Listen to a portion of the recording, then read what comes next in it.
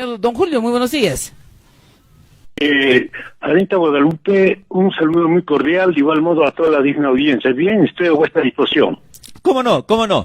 A ver, don Julio, hemos estado hablando sobre cómo es que se está naturalizando, se está normalizando el matar a manifestantes en nuestro país. Desde el punto de vista sociológico, ¿cómo podemos entender, por ejemplo, a esos dos jóvenes que pasaron por en medio de la policía y de una madre de familia, ¿no? Con su traje típico, ¿no? De la serranía peruana, y estos dos jóvenes le decían a los policías, métele bala. Y bueno, perdóneme, mi estimado don Julio, y decían, métele bala, huevón, ¿no? O sea, como que le ordenaban a la policía.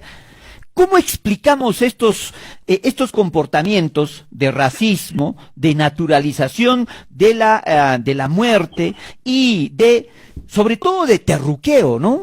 De que cualquiera que protesta en este momento es terruco, rojo, violentista, vándalo. ¿Cómo hemos llegado a esa normalización, a tener esa idea? ¿Cómo se explica desde el punto de vista sociológico? Mire usted, partamos, en realidad el Estado han venido sosteniendo tesis insostenibles. Ha culpado primero de todas estas movilizaciones a los prefectos y subprefectos, recordarán, se les suspendió. Sí, Luego culparon a la minería informal, al contrabando, al narcotráfico y a los grupos terroristas. En el fondo, nunca han exhibido ninguna evidencia. Después culparon a que Evo Morales estaba inmiscuido para fracturar el país, la llamada, entre comillas, República Independiente del Sur, y que los puntos rojos habían ingresado balas, etcétera. O sea, una guerra sin ningún fundamento para poder justificar la represión, las víctimas, etcétera. Entonces, peligrosamente, luego de haber ya caracterizado esto como una dictadura civil-militar, porque la represión es la esencia de este gobierno, hay analistas a nivel nacional que ya están tocando algunos elementos del neofascismo, porque ¿cómo es posible que desde el Estado se cometa o se vuelva al terror del Estado, al terrorismo del Estado? O sea, en los años del 80 al 90, cuando hemos vivido el terrorismo de Sendero Luminoso y el terrorismo de Estado. En tal sentido, peligrosamente estamos a puertas de una generalización de la represión. Ahora, si nosotros analizamos la discriminación, la marginación, la exclusión, siempre hemos tenido, porque no se debe confundir lo siguiente.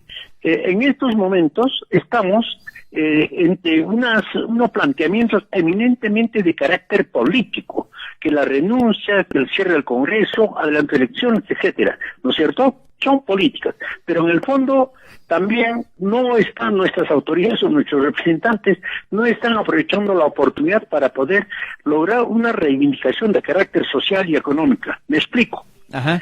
Luego de que se convoque elecciones o que se vaya a Dina Boluarte a hacer el Congreso o que se convoque en el futuro a la Asamblea Constituyente, ¿eso es la solución? No, así, eso no es la solución. Claro. Aquí la marginación, el racismo, el clasismo seguirá manifestándose. Mientras en el norte del país nosotros vemos proyectos de irrigaciones con millones de dólares de financiamiento. Sin embargo, si nosotros analizamos nuestro departamento, todas las obras de infraestructura vial, o sea, o megaproyectos, no tenemos. O si no, veamos simplemente acá nuestros vecinos de Arequipa, Majes 1, Majes 2, ¿cuántos millones de inversión hay? El Puno tiene así una obra de envergadura, un proyecto que realmente beneficie, particularmente para el sector agrario, ¿no? Pues, ha habido sequía, ha habido heladas, factores climatológicos que van a limitar la producción y la productividad. O sea, es lo que a nivel internacional se ha venido hablando de una hambruna, de la pérdida, o sea, de la escasez, no solo la escasez de alimentos, sino la suba de los precios de todos estos alimentos. En tal sentido, yo por ejemplo planteo, así como para la pandemia, se ha dado millones de soles para la gran empresa, para la mediana, y uno que otro millón para las microempresas, ¿por qué no se entrega a los productores agropecuarios de nuestro departamento tan igual como se entregó a los empresarios?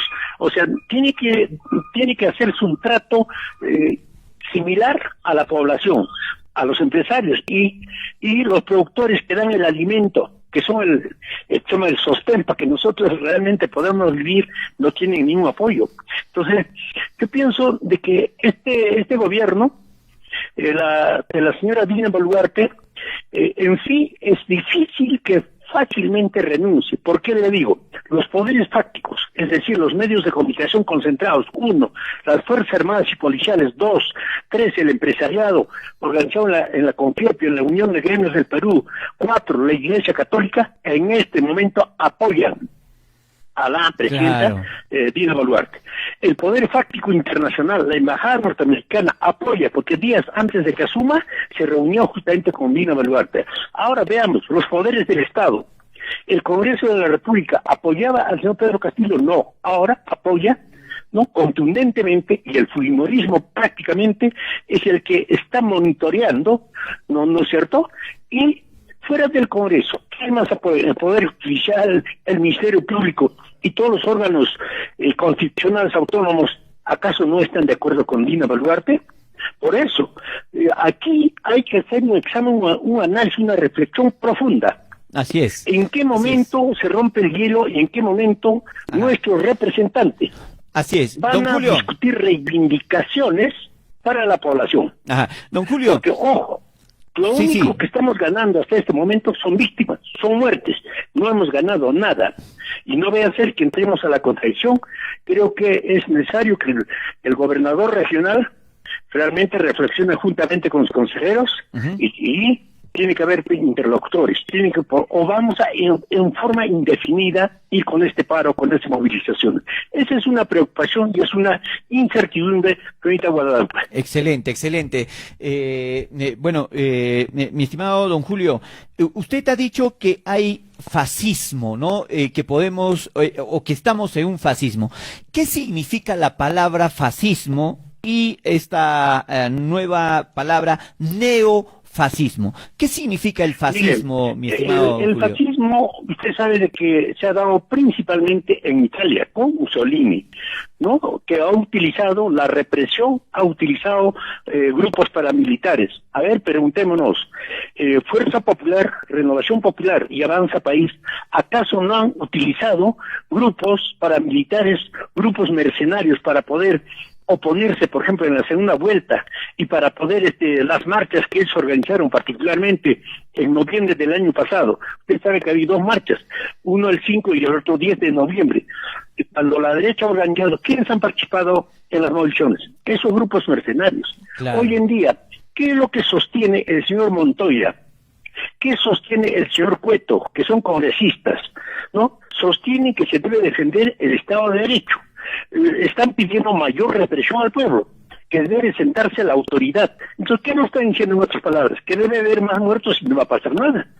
Entonces, cuando hablamos de neofascismo, son las condiciones de represión, de militarización, pero en las actuales condiciones. Los fascismos exclusivamente de Europa y de Italia, ¿no es cierto? Eso históricamente sabemos todos nosotros. Así es. Y nosotros podemos seguir un poco más desarrollando estos aspectos, pero quienes sostienen que estaríamos entrando peligrosamente a este camino son justamente analistas nacionales, ¿no es cierto?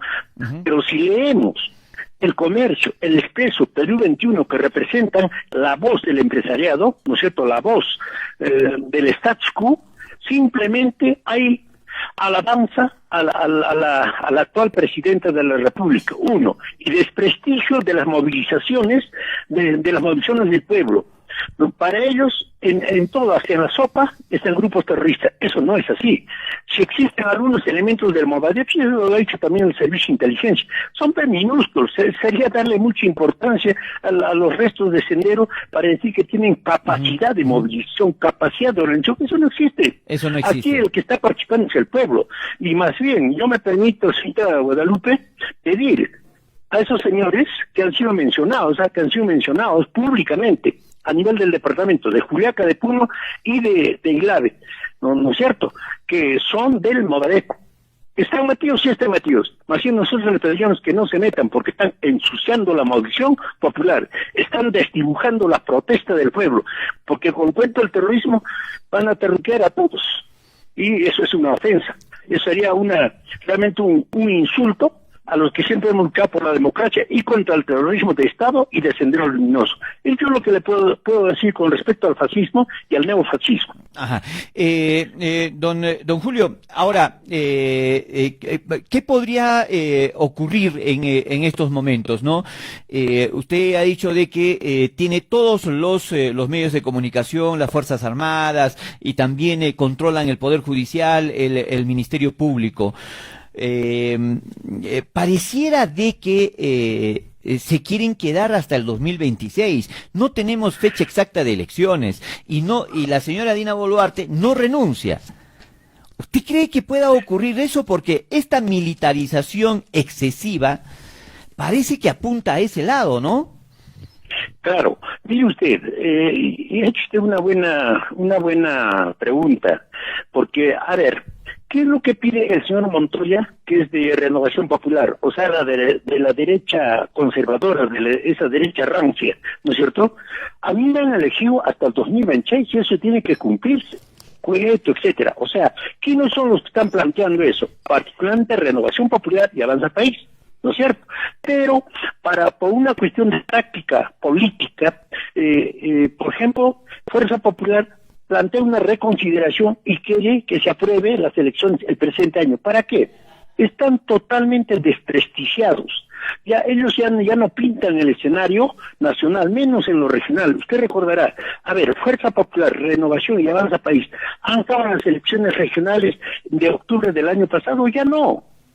Es otra cosa que en Lima, en el norte, tengan cabida estas fuerzas neoliberales.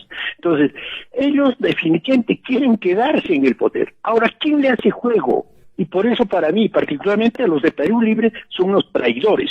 Todo ese bloque marginal que han salido del mismo llamado Perú Libre, con el cuento de que si no entra a nuevas elecciones, para el 23, pero no entra la palabrita Asamblea Constituyente y yo no voto. Ese es otro pretexto para entornillarse en el poder. Y justamente el Congreso es poder. El sueldo no es nada. Eso lo ha hecho Susa y Paredes. ¿Qué es lo que ha explicado? Ha explicado, el sueldo no es problema. El sueldo son los lobbies. O sea, ¿cuánto pagan por el voto de un congresista en comisión, en la comisión en las comisiones, ¿no es cierto? Uno. Dos, ¿cuánto pagan en el pleno cuando votan en favor de las empresas? Entonces, eso es lo que nos tiene que hacer razonar de que definitivamente tenemos órganos o tenemos poderes del Estado putrefactos, corrompidos, están en la corrupción. Eso es el caso del Congreso, ¿no es cierto? ¿Y qué es el Poder Judicial? Siempre hemos venido planteando reformas profundas de este sector, pero lamentablemente no se han cumplido. Entonces, en concreto, en este momento la disyuntiva es el siguiente. Gente que quiere quedarse hasta 2026, ya lo han dicho quiénes. Segundo lugar, ponemos el diálogo por encima, tendremos puentes para poder lograr alguna reivindicación, pues que simplemente se va a diluir. Por eso es importante debatir, reflexionar, pero conscientemente. No es cuestión de decir, el que quiere debatir es un traidor, no es así. Vamos a perder todo. ¿Qué hemos ganado hasta ahora? No, hasta donde yo tengo la información oficial son 55 fallecidos hasta la fecha, otros hablan de 60.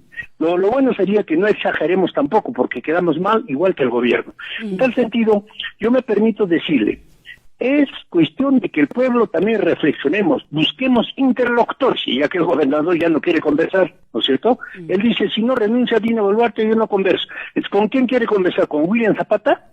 Tiene que ser bien claro. ¿No es cierto? Tiene que ser bien claro. Por eso yo planteo, desde mi punto de vista como ciudadano, es momento de que reflexionemos, nos reunamos. A ver, ¿por qué solamente exigimos a la juventud, tal, etcétera?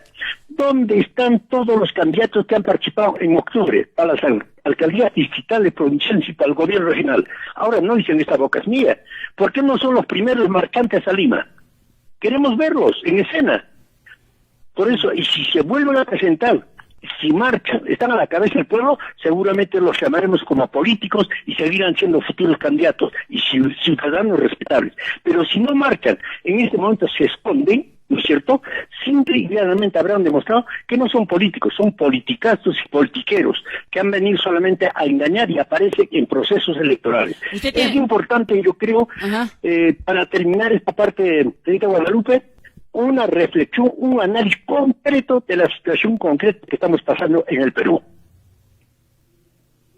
Bueno, eso esperamos, ¿no? Porque si, como usted dice, aparecen solamente en las elecciones y luego desaparecen cada 4 años o 5 años. ¿Usted cree que el día de hoy se ha postergado el debate sobre las adelantadas elecciones en el Congreso? Hoy nuevamente se ha postergado para las 11 de la mañana.